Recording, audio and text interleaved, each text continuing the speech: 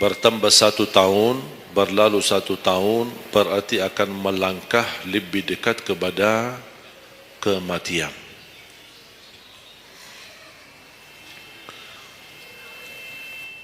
Sebenarnya bukan berapa usia kita, tapi apa isi usia kita.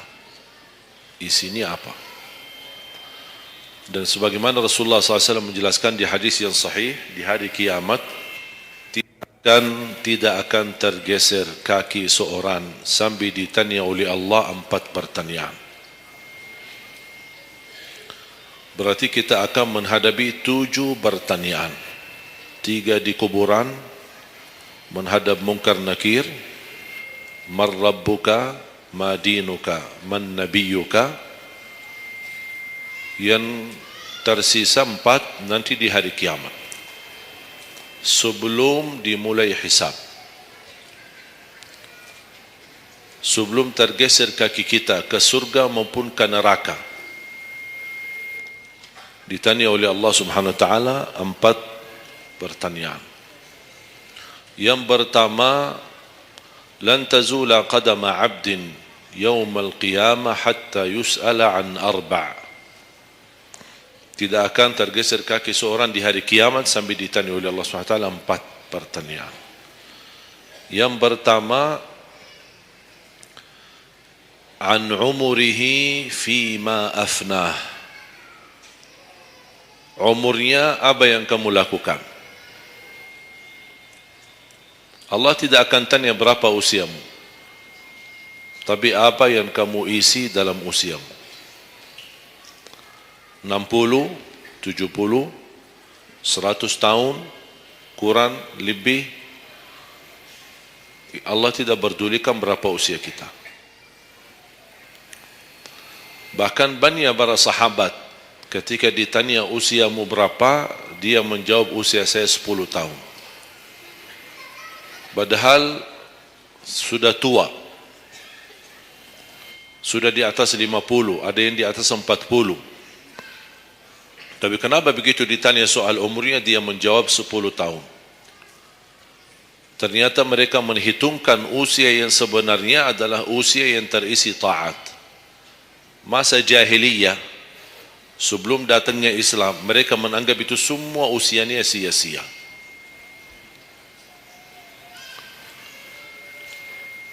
Berarti kalau ada orang muslim tidak salat sama sekali sampai usia 50 tahun, semua usianya sia-sia.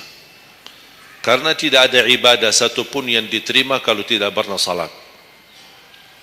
Biarpun dia haji setiap tahun, puasa setiap Ramadan, dia bersedekah berinfak setiap hari, tapi tidak pernah salat 5 waktu sama sekali, sia-sia amalannya. Karena pertama yang akan dihisab oleh Allah salatnya. Kalau salat itu beres, baru akan ditanya yang lain. Kalau salatnya tidak ada, Allah tidak perlu bertanya yang lain. Makanya saya selalu berkata, khususnya pada pemuda-pemudi, seberapapun dosamu, jangan tinggalkan salat. Sebesar apapun dosamu, jangan tinggalkan salat. Karena salat itu ibadah yang langsung menyambungkan kita sama Allah. Tali hubungan kita sama Allah. Kalau tali hubungan kita sama Allah terputus, tidak ada tali yang bisa sambung lagi. Dan selama anda menjaga salat, berarti masih ada harapan masuk dalam golongan yang akan diampuni Allah. Ada ampunan, ada harapan ampunan. Tapi kalau tidak salat, terus bagaimana Allah ampuni kalau tidak mau bertaubat? Banyak orang berkata, saya malu. Atau dia merasa ada bisikan di hatinya. Buat apa lo salat? Ngapain? Perilaku kamu aja tidak benar. Sama orang tua aja tidak benar. Dosamu tidak pernah henti-henti. Bercuma salat, tidak usah.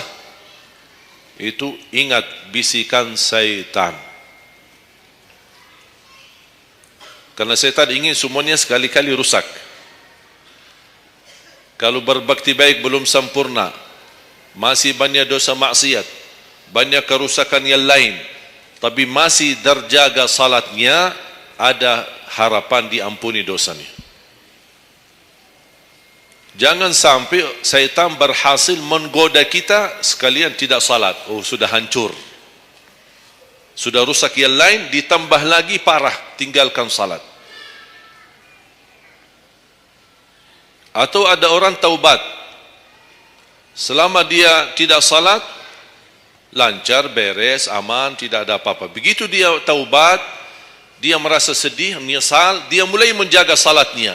Hilang motornya, kehilangan kerjaannya, diuji sama Allah SWT dalam rumah tangganya.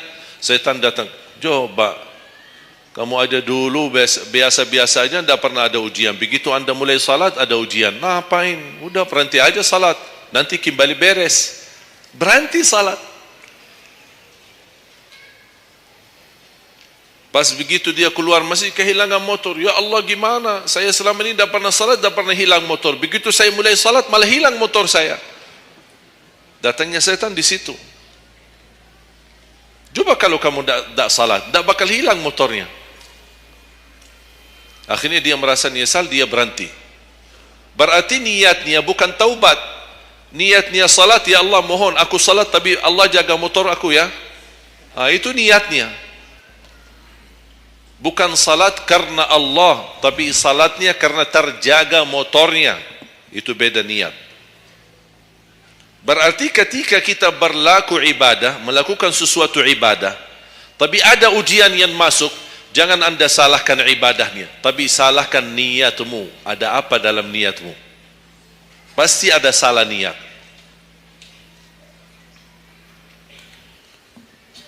Dan itu inti daripada umur kita.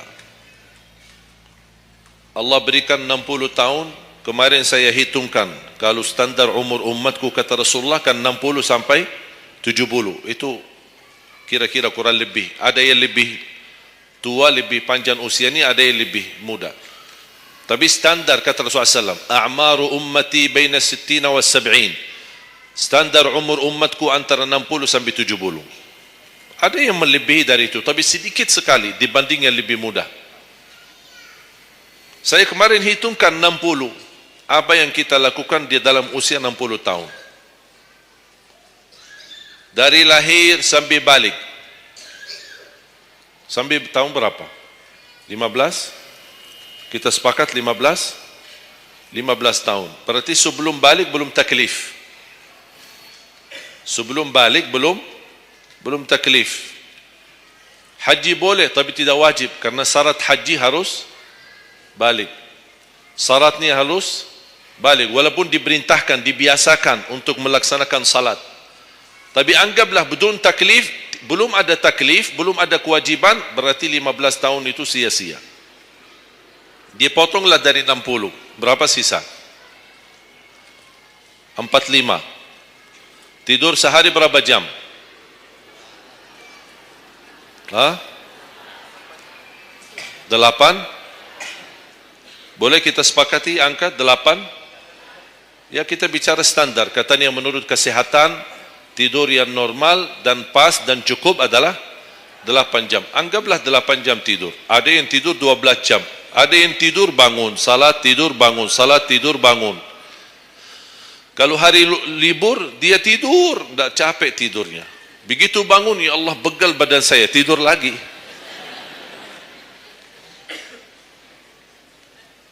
Saya hitungkan 8 jam.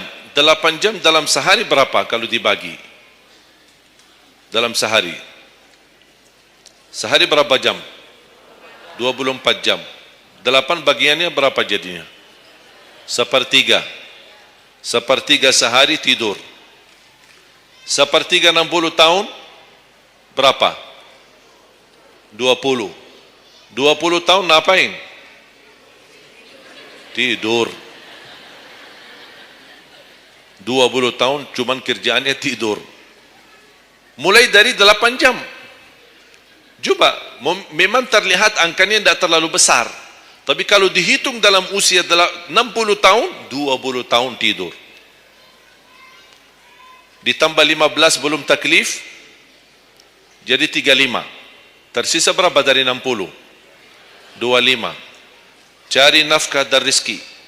Kerjaan, standar kerja, jam kerja berapa jam? 8. Berarti 60 tahun berapa jam? Berapa tahun kita kerja? 20 tahun. 20 tahun cari menjadi kaya. Tapi 20 tahun masih stres. Tak jadi kaya-kaya. Masih bermasalah. Ditambah habis 20 tahun pensiun, tambah hutang. Belum lagi hutang sana sini. Sekarang semua serba hutang. Dan yang aku heran, kenapa orang Indonesia suka berhutang? Ada masalah sedikit hutang. Sekarang HP cicilan bagus-bagus. Begitu saya kemarin diajak sama teman foto, saya lihat HP ini, Masya Allah HP yang terbaru ini. Maaf Pak, cicilan. Jadi jangan ditipu, jangan tertipu ketika anda melihat handphone baru sama orang, langsung anda baik sangka barangkali cicilan. Tak ada yang sanggup cash. Cash itu 12 juta sampai ada 15 juta. Bawa mobil yang mewah, cicilan. Begitu pindah rumah, cicilan. Jalan-jalan besok juga nikah, cicilan. Semua serba cicilan.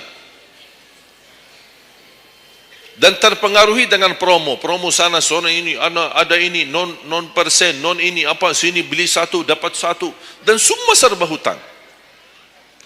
Tanpa kita sadar, tidak sadar, memang mudah kita awal-awalnya berhutang, tapi begitu sudah jatuh tagihannya, pusing.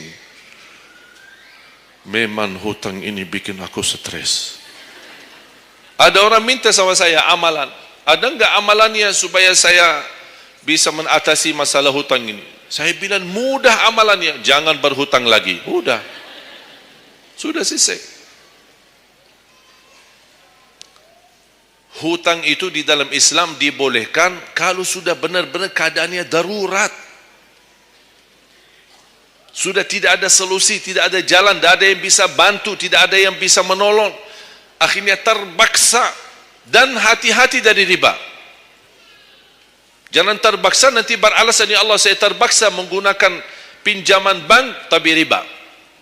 Pinjam 100 juta kembalikan 120 juta. Dosa besar. Masih lebih ringan dosa zina sama ibu daripada terima uang riba. Na'udzubillah min zalik.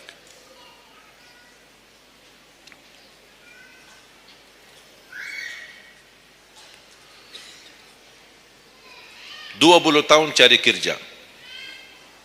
Tadi berapa yang tersisa? 25 kan? Berarti yang tersisa berapa? Saya belum bicara ibadah Bapak Ibu. 20 tahun tidur, 20 tahun cari dunia, 15 tahun masih belum taklif, tersisa 5 tahun. Saya hitung dalam 60 tahun, bagi orang yang rutin menjaga salat 5 waktu, tahu enggak hasil hitungan saya dapat berapa?